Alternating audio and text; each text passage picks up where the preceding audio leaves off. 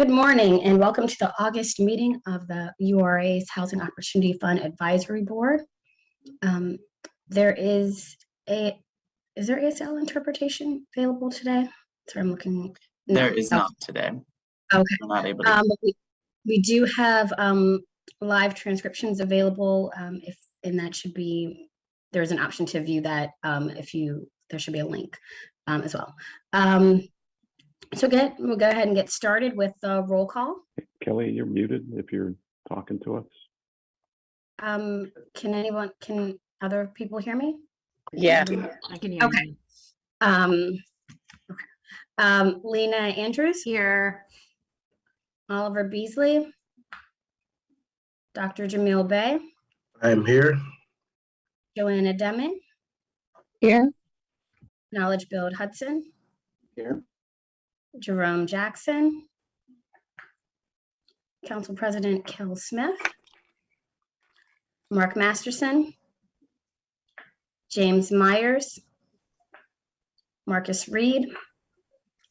Dr. Paul Spradley. Sonia Tillman. Here. Derek Tillman. Adrian Wanaha.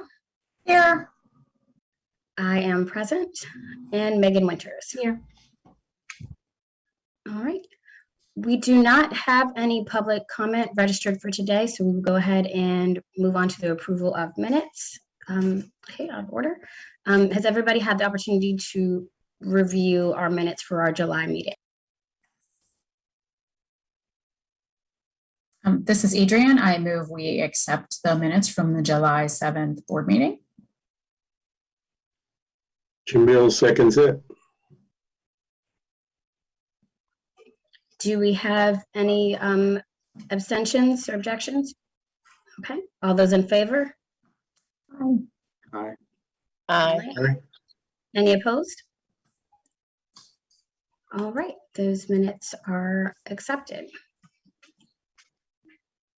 And now we have no public comment. As I had mentioned before, we'll move on to a presentation on the East Liberty development for our for sale housing project.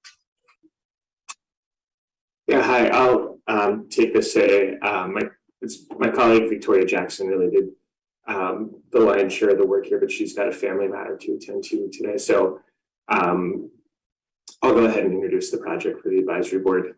My name is Evan Miller with URA, and the request here today is for a for sale development program for a housing project on East Liberty Boulevard in the Larmer neighborhood, kind of along the East Liberty border. So East Liberty Development Incorporated, the ELDI, they're requesting a loan in the amount of $200,000 to finance the pre-development activities related to the new construction of 6 affordable units that are going to be part of a larger 18-unit for sale development along East Liberty Boulevard. The proposed loan that we're considering here today would be sourced with HOF 2021 for sale development program funds.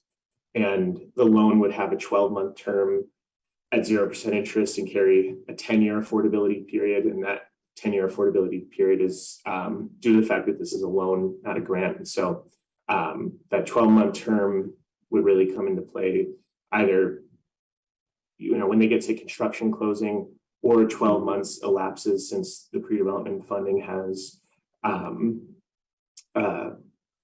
been dispersed. It would be due back to the URA/HOF and able to be recirculated again.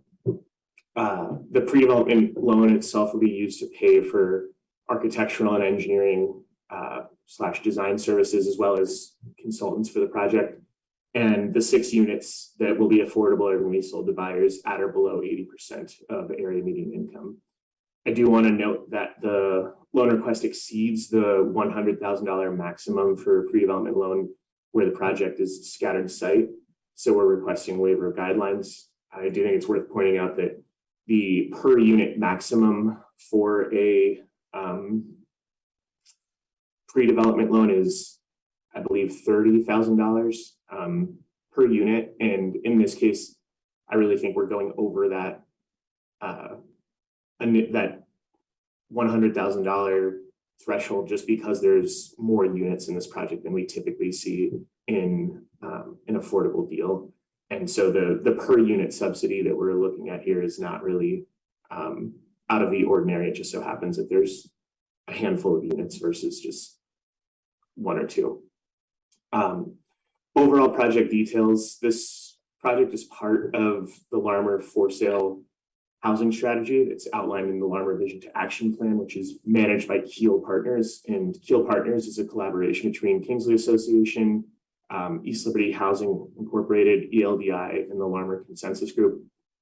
And the strategy includes the construction of up to 50 for sale homes, 30% of which will be affordable units. So in discussions with the Keel Partners, they've made it clear that the residents of Larmer want to see more for sale activity happening in the neighborhood. There's been a lot of investment in rental and multifamily, but they would like to see a push towards affordable, both affordable and market rate housing that is going to encourage home ownership in the neighborhood.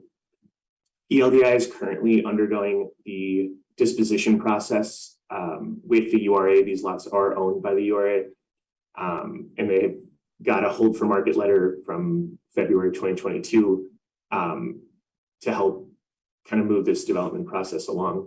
And they plan to begin construction on the planned 18 units in April of 2023 and complete the construction in June 2024, and then sell the units accordingly.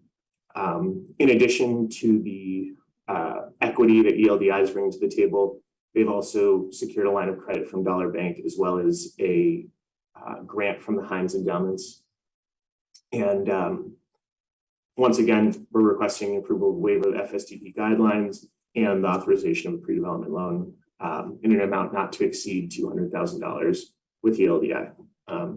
I will note that Malik Bankston of the Keel Partners is here today to answer any questions you might have about the project. So with that, I will open it up to the advisory board. Thank you.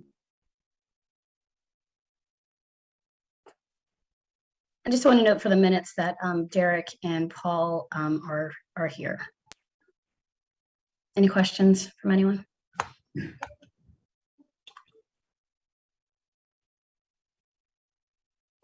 No, I want to say this is very close to where I live, and there's a huge need for affordable for sale housing in East Liberty. The houses on my street, I think, have increased like 4 times in sales price over the last few years. It's kind of really shocking to watch. So I'm glad that ELDI is focusing on this, and there's definitely a need for more for sale affordable housing in this area. Agreed. What's the total pre-development budget? I believe overall it's around $750,000. So that is one of the reasons we also are willing to go over the program guidelines here, is that ELDI and the Keel Partners have done a significant amount of fundraising, to ensure that HOF is not the only group, taking pre-development risk here.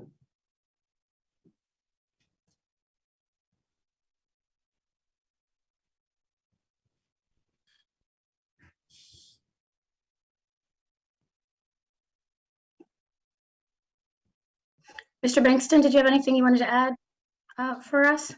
Yeah, I was waiting to see if there were any questions. I just wanted to pick up on a couple of the comments that were already made. Lena's comment, obviously, about affordability is something that has bugged us all for quite some time. And it's already been noted, particularly, I would say over the last 10 to 15 years in particular, as a result of a lot of the work and the investments that were made in both refining and trying to execute the Larmer Vision plan, particularly in the housing area.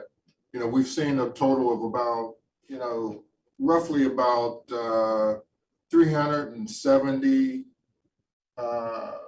rental units that have been constructed over the last 10 years. They fall into three categories. There's supported housing, there's low cost rental, and there's obviously a market rate. So there's a mix there on the rental side. In terms of home ownership, there's only been a total of, as best we can figure, there's only been a total of six affordable home ownership units that have come online during that same period. I think 2 came through the PHDC pipeline. A couple have come specifically in the Larmer community through ELDI, and I think there's been 2 units that came through Habitat.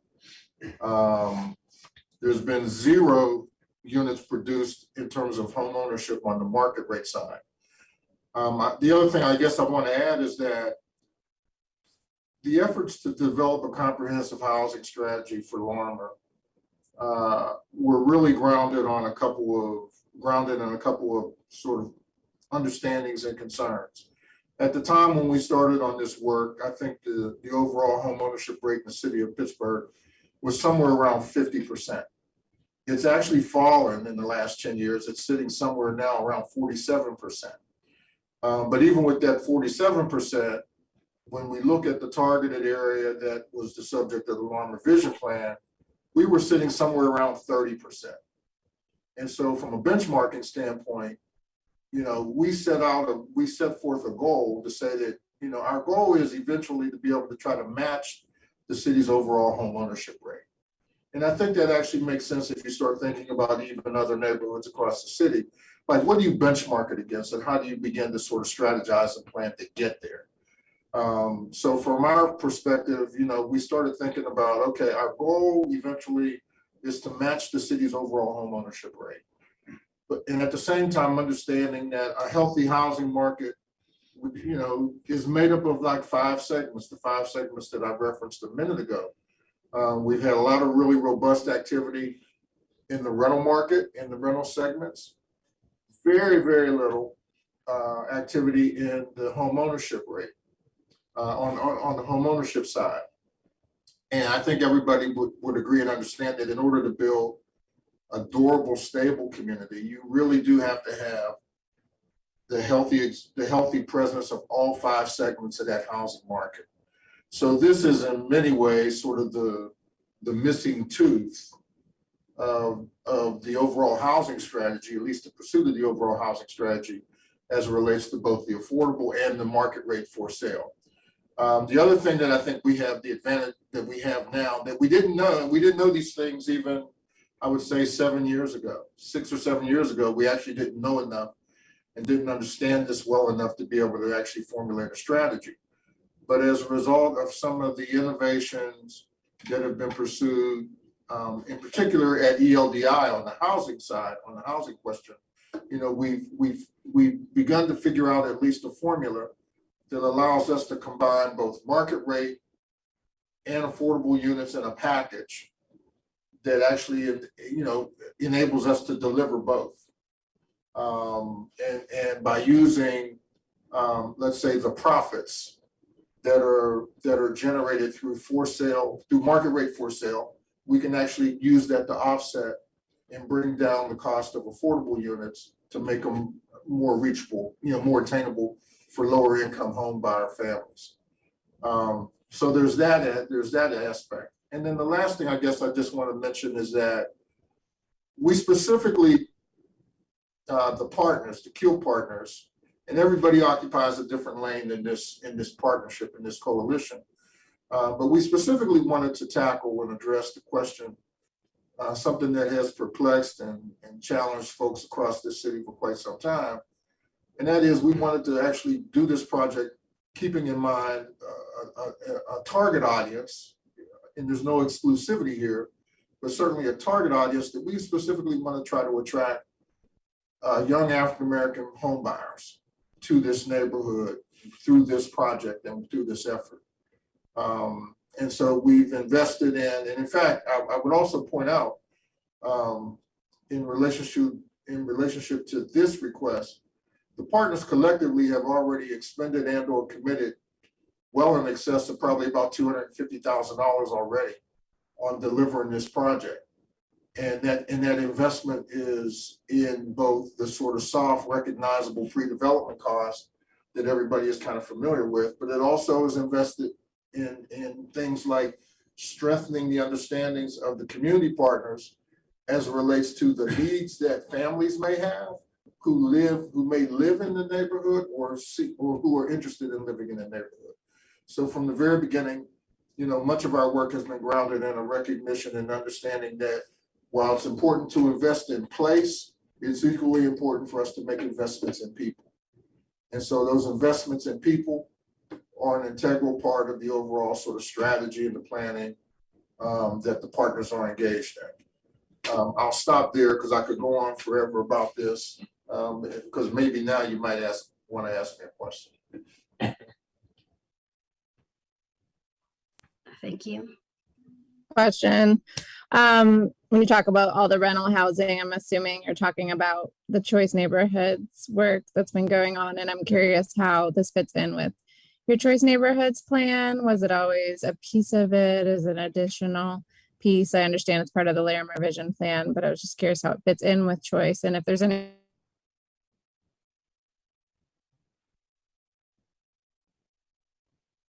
Joanna, you froze on the last part of your question after I heard part of it about Choice, and I'll speak to that, but the last part of your question was you froze. Could you repeat that, please? Any resources from Choice that were that will be going into this project was the last part. That's a good question. So first of all, to the first part of your question, our overall comprehensive housing strategy was always more than about just choice. That's the first thing. It was always about what I outlined as these sort of 5 recognizable segments of a healthy housing market. Obviously, choice was a huge infusion into, let's say, 2 of those segments, actually all 3 of those segments on the rental side, both the supported housing, the low-cost rental, and market rate. I would also point out that the overall numbers that I cited, those are not just choice numbers.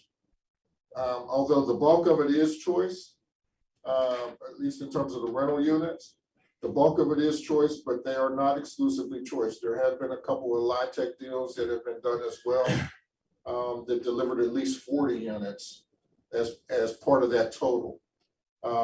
So it's not just choice. It was always a part of our strategy.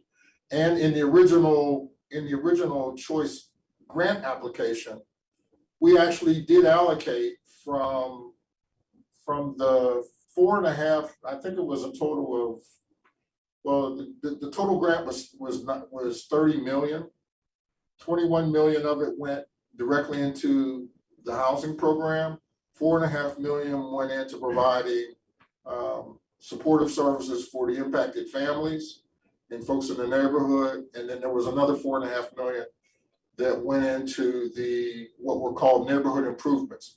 We actually were able to carve out, at the time, to the best of my recollection, we carved out about $800,000 out of the neighborhood improvements pot that we had hoped to direct into a for sale product. And in fact, members of the consensus group actually at that time were working with PHDC, and there were a couple of ill-fated attempts to actually put something out on the street to collect, put an RFP out to actually see if we could figure out a way to deliver that. And that was actually part of what I was referring to when I said we didn't know as much as we didn't know then the kinds of things that we know now from experience and other research. And we weren't able to figure out ultimately how to actually deliver that when the numbers actually came in.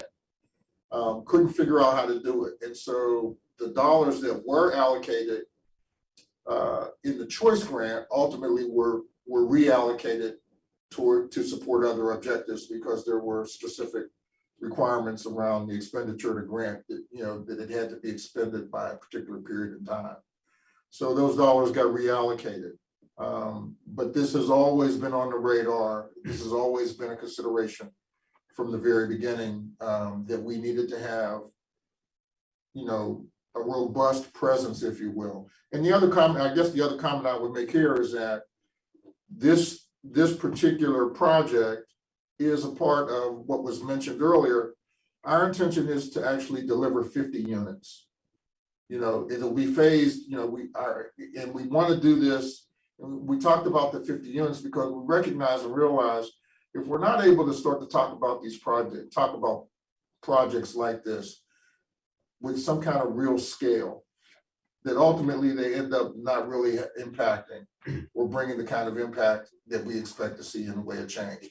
We can't get there by doing onesies and twosies. You know, we cannot actually get to the point where we actually change the dynamic in neighborhoods when we're doing onesies and twosies, and we're doing the onesies and twosies over 3 and 4 years. You know, that really does not make sense. So, you know, that's a very long way around answering your question, but I hope that it's helpful. Yes, thank you.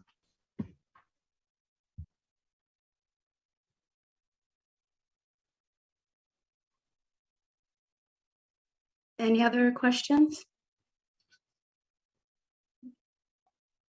All right, I believe these are two, if there are no other questions and we would like to move forward, these would be two separate motions that would need to be voted on if anybody would like to make them. Well, this is Derek. I want to recuse myself. I actually need to recuse myself from the vote.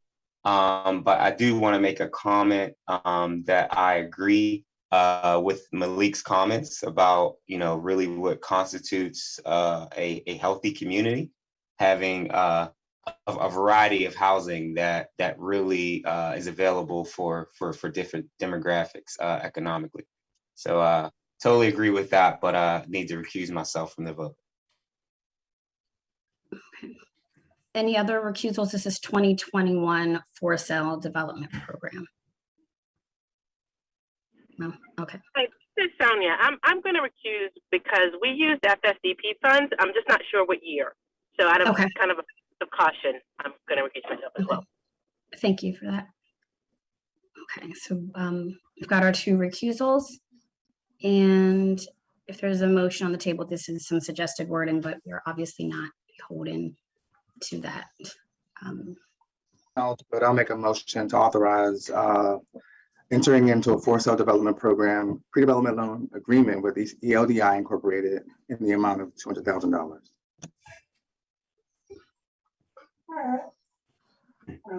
I'll second. Oh, great. Thank you. That was Mark. Beat you to it, Adrian. All those in favor? Aye. Aye. Any opposed? We have our two abstentions already. Okay, the motion carries, and we would need a second motion as well. Okay, this is knowledgeable again. Make a motion to authorize a waiver for the for sale development program guidelines that exceed the pre-development loan maximum amount of $100,000 where the project occurs on multiple properties. Thank you.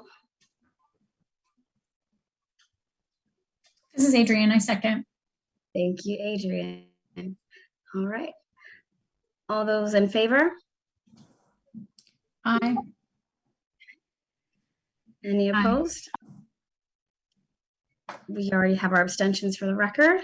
All right, motion carries. Congratulations. Congratulations, guys. This is a great project. Exciting.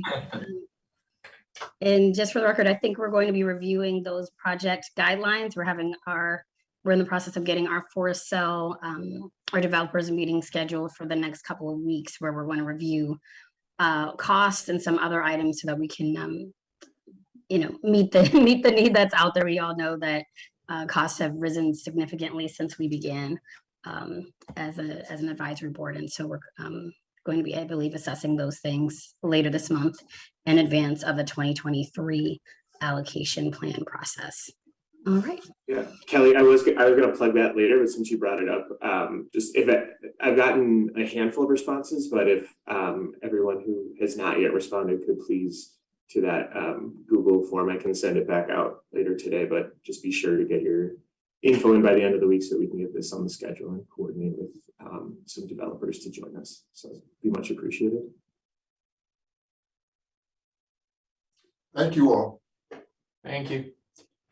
Thank you for all of your work in this community in its various forms over over many years. We appreciate you. Yeah. Thank you. Up next, we have Derek. Oh, the squares are shifting. Sorry. We have Derek from the URA with some proposed changes to the HSP.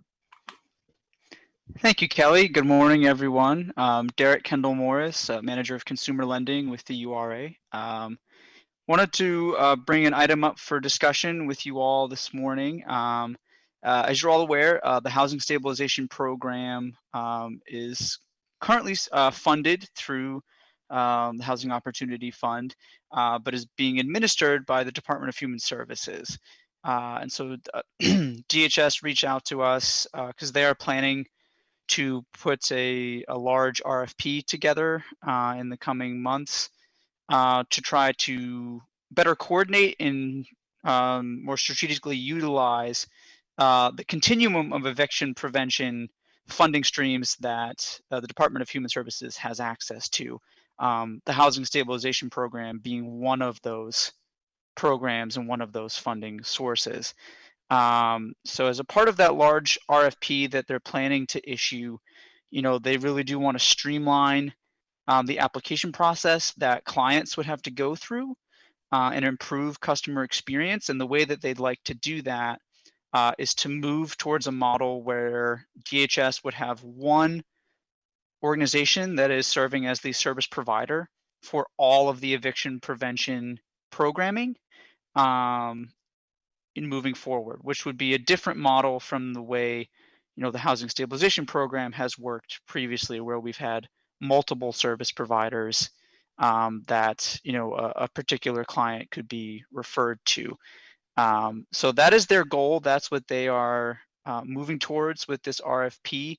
But they did want to give the URA and the Housing Opportunity Fund the opportunity to provide some feedback on that idea before the RFP goes out. So I wanted to bring it in front of you all this morning to see if you have any thoughts or feedback about that change, because that would change how the Housing Stabilization Program functions in some ways. I mean, the services would still be provided, people would still be receiving the help that they need, just how they do that and the organizations that they're partnering with to do that would be different. So open up the floor to any comments or questions about that. Unfortunately, DHS was not able to have a representative present at the meeting this morning, but I'm happy to try to answer any questions that you have and take questions back to DHS if I can't answer something.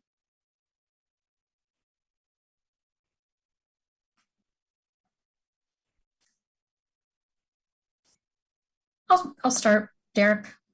Just thinking through, there's been many times where, DHS, the county, URA have had a lead organization that's really leading the charge, we'll say. So would DHS have an openness, they're asking for input now, would they have an openness on members of this group and constituents that have been active in the public comment, walking through what that RFP looks like, what the qualifications are for those providers. I think one of the things that does happen in the community is that maybe we are not as aware of what the individual experience is with different organizations. Capacity and looking at organizational infrastructure is very different than maybe the on-the-ground experience that folks are having with services or a particular organization. That they're important to be considering the sources that now are, we're going to have a lot of it's going to be a very process. So it's like if we can make more informed decisions before we get to that sort of rollout, we could have better outcomes and so get much more good in the process of funding services. I think you brought up some really good points there, Adrian, but I apologize. Towards the end there, you broke up on my end at least, so I didn't hear the last couple of things that you said. Oh, I was just saying that I think with volume, use resources. I'm sorry, is everyone else hearing her okay? I'm having a hard time. Yeah, it's breaking up. I'm sorry. Can you hear me now? Yes, that's better. Okay. I didn't do anything different, but the use is cooperating. I was just thinking that with a group of users that are going to be coming for these resources, knocked out of some current resources that are more generous. I think that there's to be maybe a heightened level of anxiety, frustration for users. So if we can really get more community voice, more lived experience, input in RFP, and then in this election, I think we have a better chance of having a more successful. Yeah, I really appreciate those comments, Adrian, and I agree. And one thing I forgot to mention is DHS has requested and offered that a representative from the URA and a representative from this board participate in the review of the responses to this RFP, so that we have some input into ultimately who ends up being the service provider. So I think we absolutely will take them up on that offer, because I think we do want to get this right. This is Derek. Go ahead. Go ahead. Go ahead. No, I was just going to say that I guess additionally, I just have some concerns about the duration of whatever contract we're entering into. I would say that as we've had multiple service providers, while in some ways it has had its disadvantages, it has also let us know what's not working and allowed us to pivot. There are a number of programs where we've been like, oh, well, we sent 5 doves in that direction and 3 came back. So what's wrong with those other 2? And so I do have some concerns about putting all of our eggs for such a critical program into one service provider basket, and to be able to have the ability to pivot, to tweak and make changes versus, well, that's not in my contract, right? That happens sometimes in human services where you're just kind of stuck with what you have. And I don't want to, I just don't, it can't be a year before we have the ability to make corrections if there are corrections that need to be made in a program such as this. And so that would just be my concern as we're drawing things up, that we are not, is DHS is our provider, right? That we're not turning the ship over to them in a way that kind of eliminates our ability to control the process or make shifts or edits as necessary. So I don't necessarily have a direct ask there, other than what Adrian was mentioning in terms of getting community feedback and involvement as we go, as we build it, perhaps maybe how to get some of that as we continue down the process as to what to do with complaints and how to figure out if things aren't working. I just don't want things to get stuck out in no man's land. I don't know if anybody has any suggestions there, but that's just a concern that I have that I would for us to be mindful of as we go down this path, if we go down this path. So I think that's a great point, Kelly. Sorry, Derek. Yeah. Okay. Yeah, I was just going to say,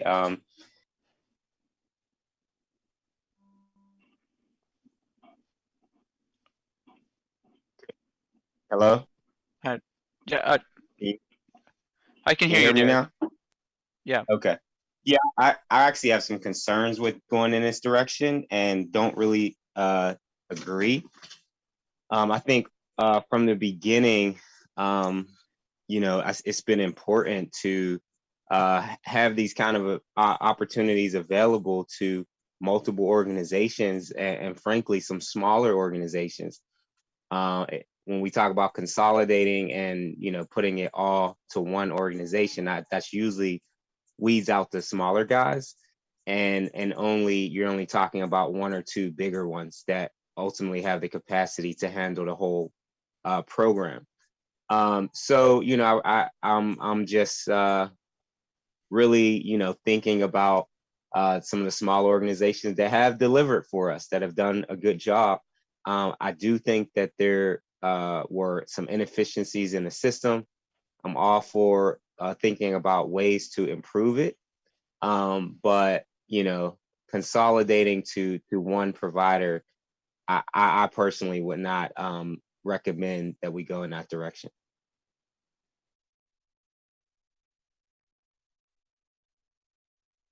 I thought about it too, actually, had a concern from just that nonprofit equity perspective, which I'm not sure, it's not necessary, which is, I didn't say it because I'm like, I'm not sure if that's necessarily what we are focused on as a HOF, not that we shouldn't be.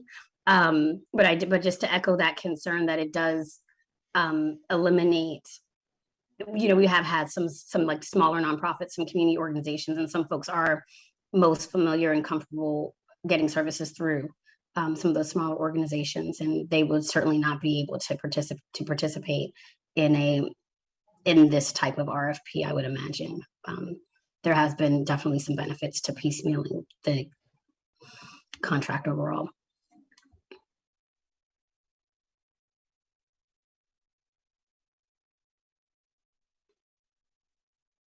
Is this a voting item? Do we need to, would it be possible to have someone from DHS perhaps discuss this with us at a later date, or is this something that needs to be absolutely moved on at this point? Because I think you guys are in an agreement and understand our concerns, but also ultimately this would be a process that they would be moving forward. So I'm a little bit uncomfortable with their absence today. I don't know if that's just me, but I agree. And I think it's unclear whether we're being asked for input or this decision is already made. And how long we have to talk about it. Yeah, and I do apologize that they're not here today. So I'll have to follow up and see, exactly what their timeline is. My understanding is they are moving forward with this RFP. It's just a question of whether, the housing stabilization program is a part of it or not. Obviously their preference would be that it is, so that all eviction prevention, programming, is sort of handled the same way. But I think regardless of whether, we are comfortable and you are all, as the HOF board, is comfortable with this, I think this RFP is going to still roll out. It's just a question of whether the housing stabilization program becomes a part of that, or if it gets separated out as this separate entity that DHS is still managing. Do we have a sense of magnitude of dollars that rental gap program contributes to this bucket versus funding from other sources? Again, I don't know the specific numbers. I do know, HSP is a program, and the funding that we provide through that program is one of the smaller buckets for eviction prevention that DHS administers. Not insignificant, and certainly is important, but in terms of the broader eviction prevention landscape, HSP is a smaller piece of that. Do you know if they're open to even a modification, that if there was almost a master provider, but that provider could even subcontract with some smaller agencies? Are they open to that kind of discussion? Because maybe there's another way to get at the same result, that we're raising. Yes. When we spoke with DHS, they did indicate, that they were open to, whatever singular provider is identified through this RFP. They were certainly open to that provider, having partnerships and subcontracts with other organizations. There would just sort of be one main provider who DHS is working with. Derek, I'm interested in, the most important thing is whether people can access their resources. I know that when we got, with the state funds, Action Housing was really the lead, right? They were kind of the single entity to execute that program. I'm wondering how efficient that was, if people were able to, get all the support they needed. Because in some ways it creates clarity for people. If everybody knows there's one place to go for help. But I want to make sure that people can get to get their application in, whether it's email or online or in person. And that, yeah, I think the most important thing is just directing people to the right place and making sure that they can apply conveniently. I think we might be, Derek, if you can ask if we can create like even maybe, I don't know that there's actually the bandwidth for it, but perhaps a small subsection of ourselves to work with them on this RFP, because some of those might be things that we can incorporate into the RFP is a willingness and ability to work with smaller nonprofits, a willingness and ability to assess at different intervals, things like that. I think we might, if we put our heads together as a group, come up with some pretty good stuff that would maybe alleviate some of our concerns. We certainly do want from a consumer end, for it to be as easy to utilize as possible, which I think being under the DHS single point umbrella might be that, but with perhaps some concerns and some tweaks. So if we can perhaps send a couple of emissaries to those conversations, that would be that would help us get there from here.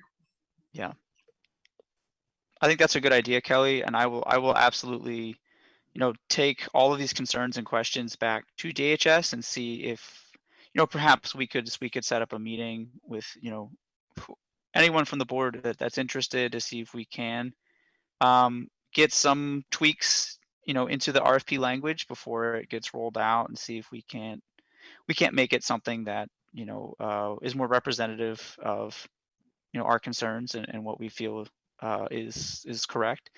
So I will take that back to them and see if that's possible and see if we can set that up. Okay, thank you. Anything else on these proposed changes to the HSP? Eric, I think as a part of this, and this is not my area of Action Housing, so I was not, hugely involved, but I know that we ended up administering the ERAP program, which was a huge amount of money that came to Allegheny County very quickly. And we were kind of the central facilitator of it, but we did partner with a lot of neighborhood-based nonprofits, a huge number of them. I can't remember how many, but they helped us with the outreach, and we opened a physical center downtown. And just like the amount of overhead we had and staff we had to hire and new systems we had to put in place, there are benefits to having one central coordinating entity that can also work with local nonprofits to help reach people on the ground in individual neighborhoods. So I think as part of that meeting, it would be helpful for maybe Natalie from Action or someone to walk through the ERAP experience, because I think it would be really relevant and might address some of these concerns.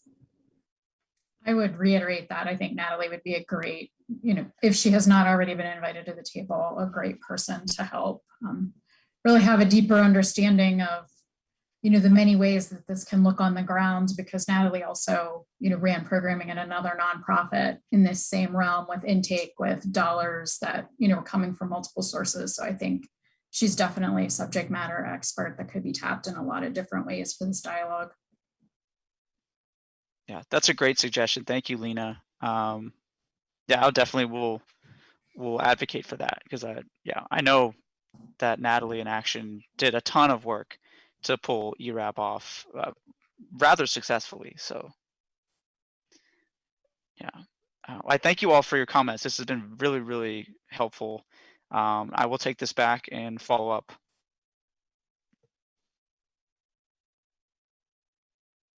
Great. Now we have some administrative items from URA staff. Yeah, so I will start this off. So the annual allocation plan is underway with the community feedback survey. I will send out a link to the survey to all of you so that we can disseminate that to your networks as well. We are setting up some of the events for community meetings. Several have been set up thanks to Megan, Mark, and Joanna are also helping out and setting some things up. So I will send out the list of ones that we have to everybody. And if any HOF board members are willing to attend those events, you can just let me know.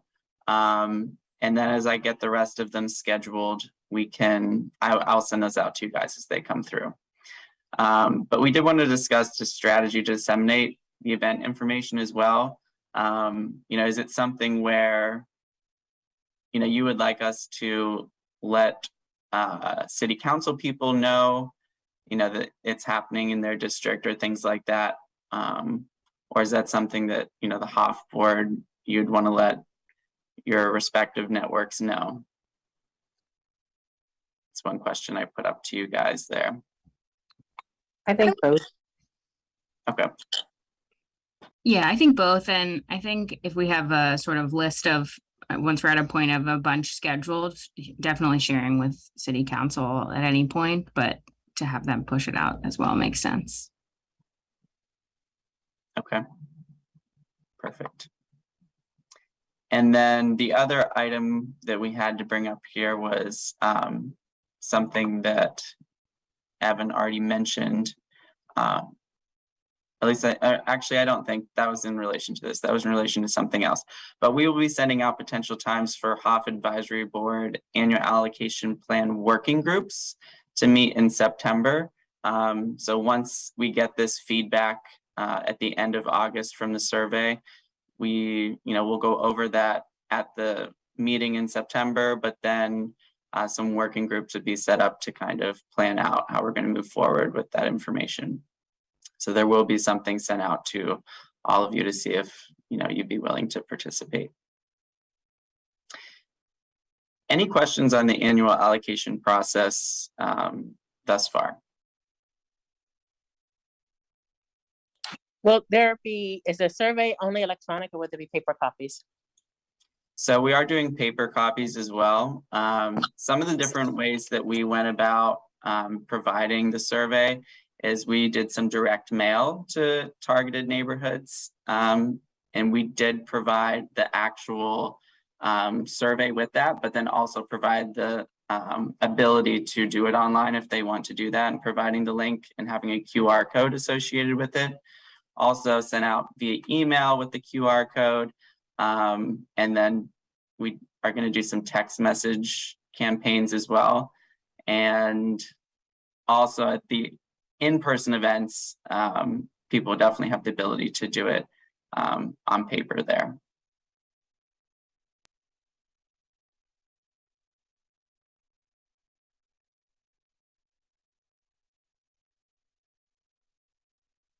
Okay. I will now hand it over to Derek for the last two items that we have here. Thank you, Jad. Just a quick update for the board that the Housing Homeowner Assistance Program has closed. We did have our application window through the month of July. That application window is now closed. We got a ton of applications, as we do every year. We're able to approve about 81 of the 135 applications that we received. So that was what we were able to do for this year. So the program will open again next year when we receive next year's allocation. So that's the update there. And then just a quick update on the legal assistance program that I know we had the legal assistance providers, presented to you all last month. And, just confirming, those contracts are going to be extended at next week's URA board meeting, as was discussed at last month's HOF meeting.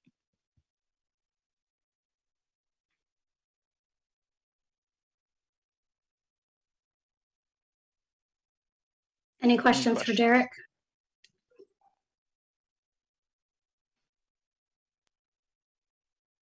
Yeah, I guess I do Thanks. have one question about the closing of it.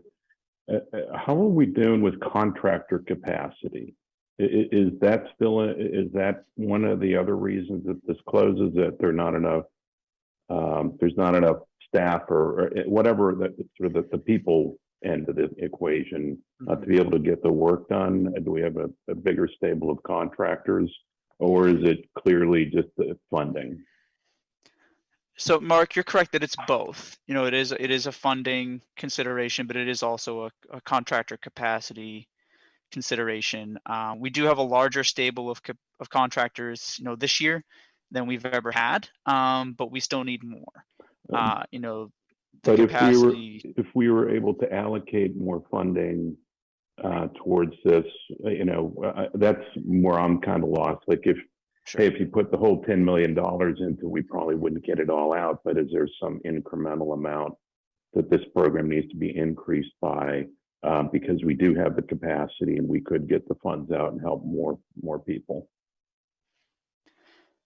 So from a pure funding perspective, you know, if we were to allocate more funding to the homeowner assistance program, you know, we could accept more applications, we could approve more homeowners, but that wouldn't increase our ability to finish projects any faster. You know, because that really is just an availability of contractor issue.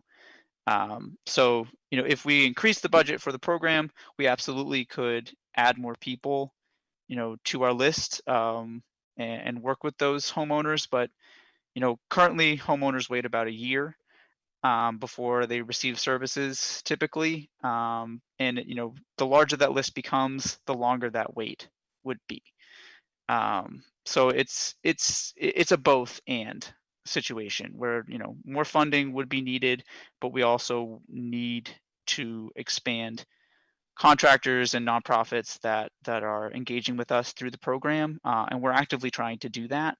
But that really is what slows down the actual production of work within the program. And is that also a function of what we're able to pay contractors with the program? That is a part of the issue, yeah. I would say. And is there going to be some sort of recommendation about what we look at as the program limits on this? Because we haven't really touched them too much for a while, if ever. You know, is that something that is going to get presented as part of the allocation planning piece? I'll say, you know, possibly. You know, we did increase the total amount per homeowner last year through the program. Okay. And, you know, but, you know, prices continue to go up, and, you know, the situation continues to be very fluid. And so, yeah, I mean, that's certainly something that I think, you know, URI staff will evaluate in terms of, you know, how many things have we had to turn down in the last year? What are current market prices? And, you know, if we feel like we need to increase that, you know, we certainly will recommend it. You know, we need to try and stay with market price and, you know, stay competitive, you know, for contractors to be able to take these jobs. So that's absolutely something that we'll continue to keep an eye on. Okay, thank you. I would also say that because the jobs tend to be pretty small, given the amount of money that we have available, that we're dealing with smaller contractors who are sometimes challenged to wait a month before they get paid, right? And so they shy away from these jobs because they don't have any kind of upfront payment with this program. That's a very good point, Sonia. Yeah, that's completely accurate.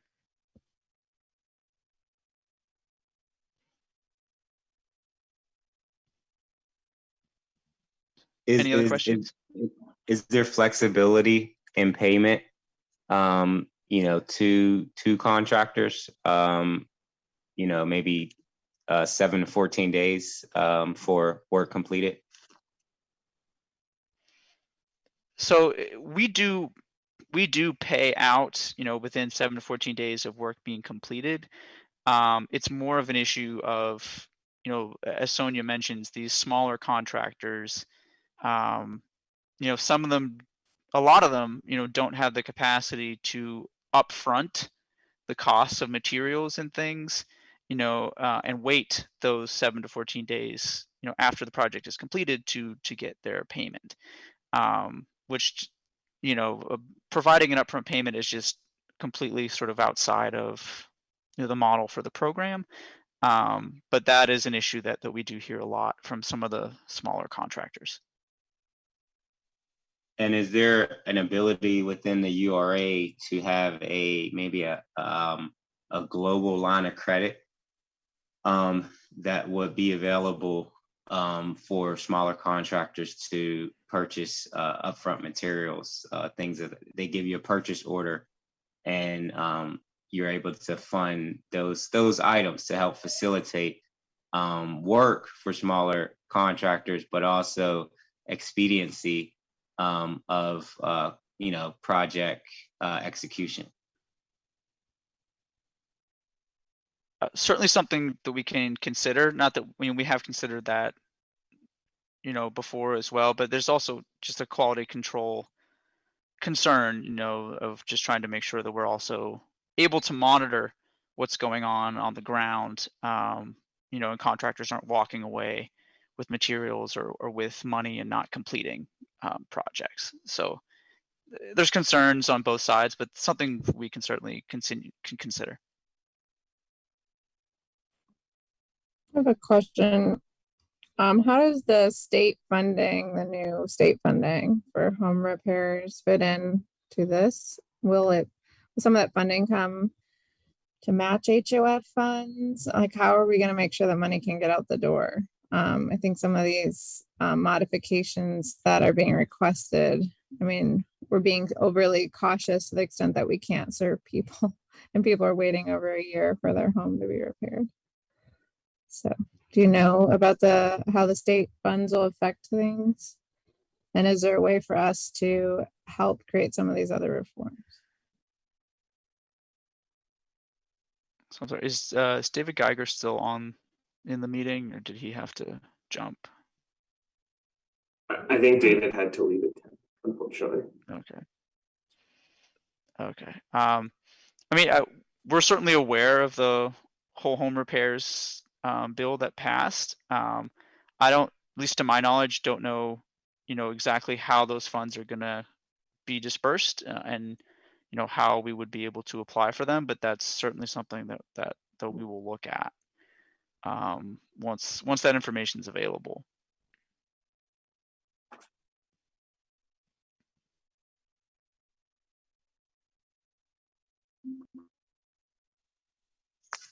I just would mention this again because it's worth mentioning. We hear so much about the need to increase MWB participation, and we want to see this on every job. And it's really the minority and smaller contractors that are struggling with this. This is really the issue. I think we have an opportunity to basically, meet both demands, essentially bridge both gaps by just being a little bit more creative. I understand the concern about oversight and things of that nature, but we'll never move the needle if we're not willing to take some level of risk there, and I think we have to. I just want to push that again because it's so important on so many levels in this city and what we're trying to do as a whole.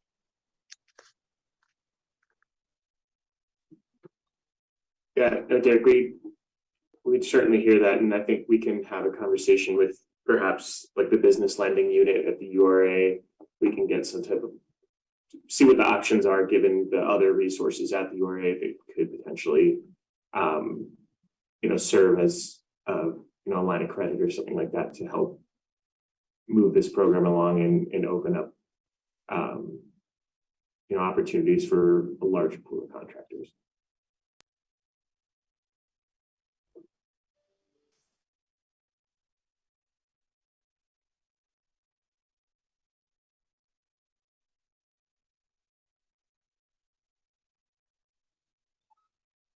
Excellent. If there's no other, it's a great good discussion. I'm looking forward to all the creative things we come up with to try to bridge some of these gaps and move forward as equitably as possible. There aren't any other questions, comments on any of these items. We do have our advisory board updating updates. Let's see. Committee staffing updates. Knowledge is leaving us. And he is, we've really, I can speak personally, it's been great working with you, really, as you heard, first on the motion, Johnny on the spot with whatever it is that we need, is currently chairing both of our subcommittees, and so he will be greatly missed. Moving on to working on digital infrastructure as opposed to physical housing infrastructure in his new role, and that is going to require for us to come up with 2 new committee chairs, both for the fair housing team and for the community outreach team as well. So I don't know if there's anybody who's interested in taking on either of those roles, but while we still have Knowledge before I think you're transitioning out towards the end of the month, Knowledge? Yeah, actually, tomorrow's my last day at the Housing Authority, so. What? Yeah. Okay, so I'm available if you want to talk. Like we have one day to pick his brain before you have to like buy him a coffee to do so while he is still on the clock. If anybody is interested in either of those roles, you don't have to speak now or forever hold your peace, but just to let you know that they are available both on both fronts, and would like to, I think both have picked up a fair amount of steam and would like to see them continue to roll forward. I'll volunteer. Okay, you volunteer as tribute, Paul, on which committee? The marketing. Okay, marketing and outreach, perfect. Thanks, Paul. Excellent. Anyone for fair housing? It was originally me. Knowledge stepped in to help me because I was a little bit overwhelmed. I feel a little bit more stable. I could take it back, but I would also be more than happy to hand it over to anybody who is currently working on that committee if they are so inclined. You don't have to let me know right this second, but I just want for us to take a minute to appreciate Knowledge right now, and then also to, do a little bit of succession planning so that this doesn't fall by the wayside when we turn around in September and he's not here and wonder what exactly happened. So Paul, as you know, our team of URA staff is great. I'm here as well to help you transition into that role. Knowledge is here it turns into a pumpkin tomorrow at 5 o'clock. So you have him for a second to pick his brain as well. And those are our committee staffing updates. Knowledge, I don't know if you wanted to say anything before you leave. Don't want to put you on the spot, but we can also transition to committee reports where you also would have to say something anyway. So we can pick what you want to do. Well, I will say that it's been really a great opportunity serving the residents of Pittsburgh with all of you. I'm happy that I've been able to learn from so many of you around development and really how these processes go. And representing the Housing Authority, this is a really important thing to find creative ways to increase affordable development throughout the city of Pittsburgh. So I'm honored that I was chosen and that I was able to learn and have these experiences with you all. So I just want to say thank you. And, although I will be transitioning to the Department of Commerce in a couple of weeks, but I could be available next week if you all did want to grab a coffee or anything. I'm taking a week or so off so we can catch up, or we can talk about anything HOP related or have you. So, I don't want you to feel so pressured that I won't be able to speak on behalf of my experiences or share things that may be beneficial to ensure that this work continues on. So I want to say thank you. I just want to say, I want to echo Kelly's comments, knowledge. It has definitely been a pleasure serving with you. Appreciate you just in general, your leadership, just thoughtfulness around certain issues. And, just want to, say that publicly. And then a question, are you relocating, or will your new role be local? So I will be, well, first of all, thank you very much. I appreciate your kind words. It means a lot for both you and Kelly. So I will be housed in DC, but I'll be remote plus travel. So the agency, NTIA, under the Department of Commerce, they're still figuring out remote learning. So I'll still be able to live here in Pittsburgh, but I'll be traveling throughout the country to ensure that every resident throughout the United States has access to the internet and broadband infrastructure. Okay, thanks. Yeah.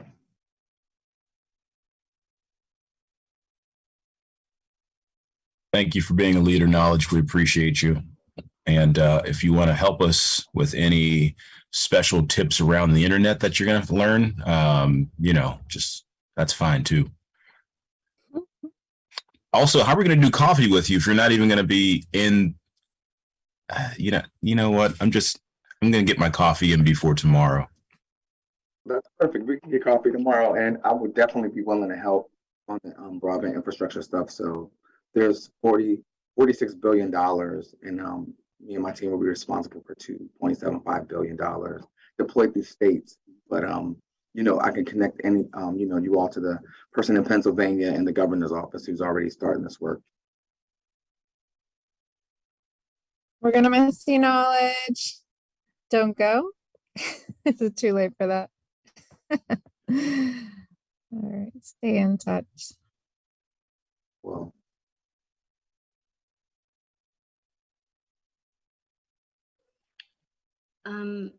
Okay.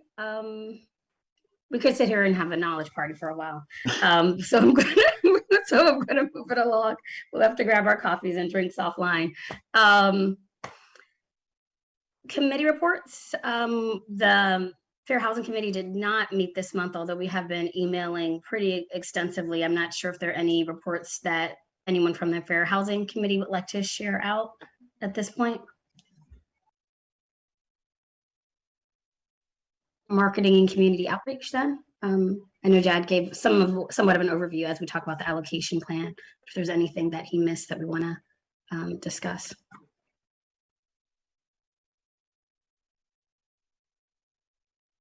No? Okay.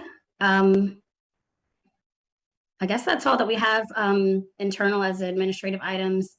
We do have kind of a joint administrative item between the advisory board and the URA staff regarding our meeting schedule, which is shifting for the month of September. We were moving to hybrid back in city council chambers for the month of September, which is this year's been really flying by. I almost stuttered when I said this was the August meeting of the HOF, but it is. And so now we're moving towards September.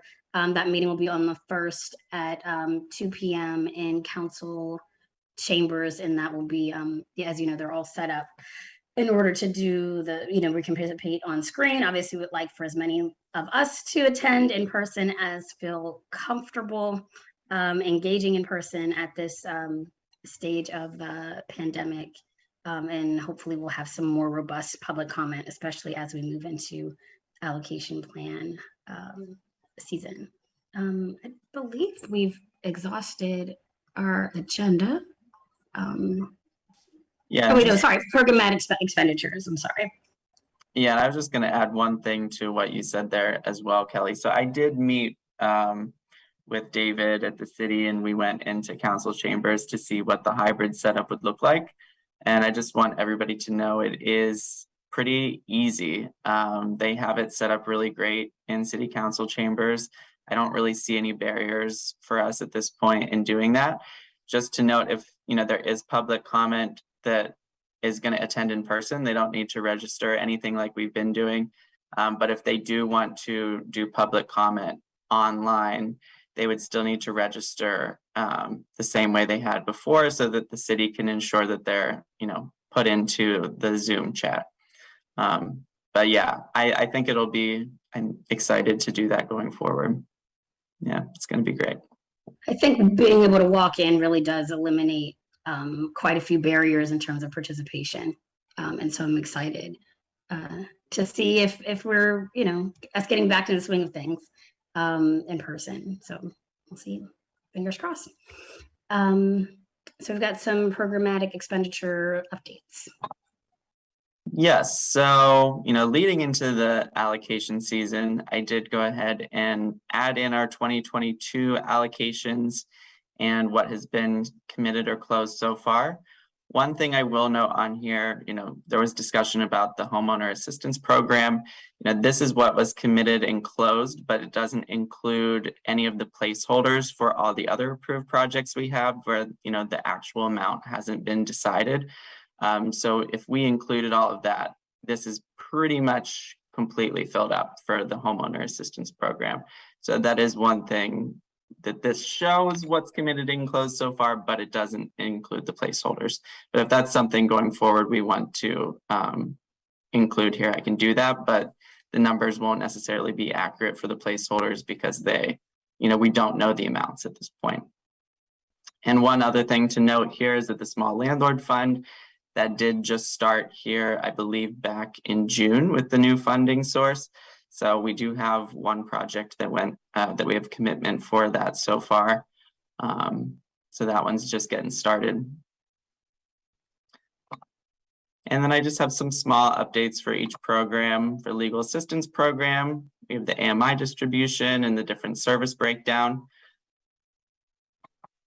For down payment closing and cost assistance, we have it by district here and the total number of each one, and then by AMI level as well. And if anybody has any questions as I'm going through these, just please let me know. For rental gap program and for sale development, we have the number of units by AMI, and then also just the percentage of projects that were going toward AMI in general. Housing stabilization program by council district and count by AMI level. And then the homeowner assistance program by council district. And at some point I will try to make pretty visuals like Patina had.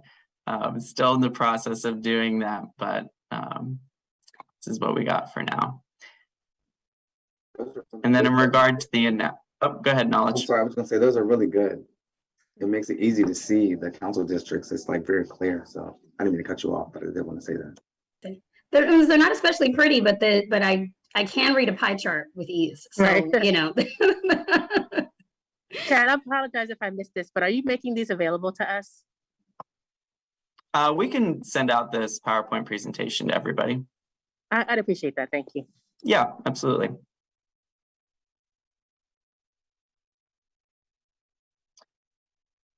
And then I think the announcement that I was going to bring up, that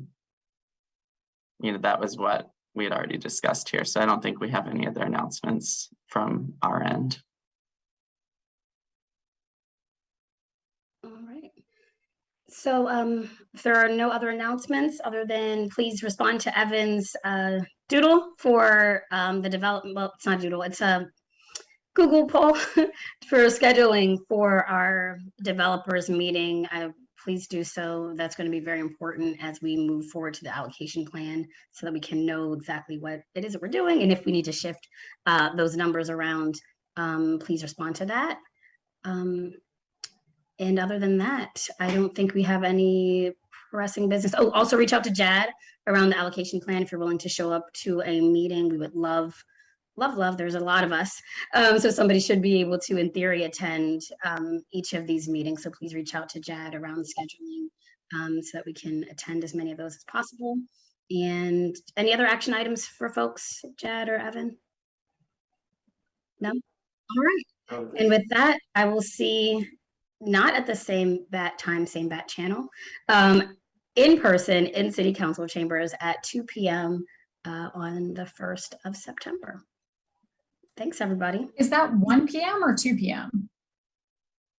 It's 2 p.m. We had gone back and forth a little bit on the timing, and we did arrive at 2 p.m. I believe we have, thank you for that clarifying question. I do believe we have documents that say each time it is 2. Okay. I'll send out a recurring invite also, just so that it's held, and then obviously at the start of the month, have Zoom info that goes out to people. Great. All right. Do we have a motion to adjourn? All right. We have a wave from Mark and Knowledge said something on me. So I'll take that as a double motion to adjourn. Thank you so much for your time and attention, everyone. And I look forward to seeing everybody in a month.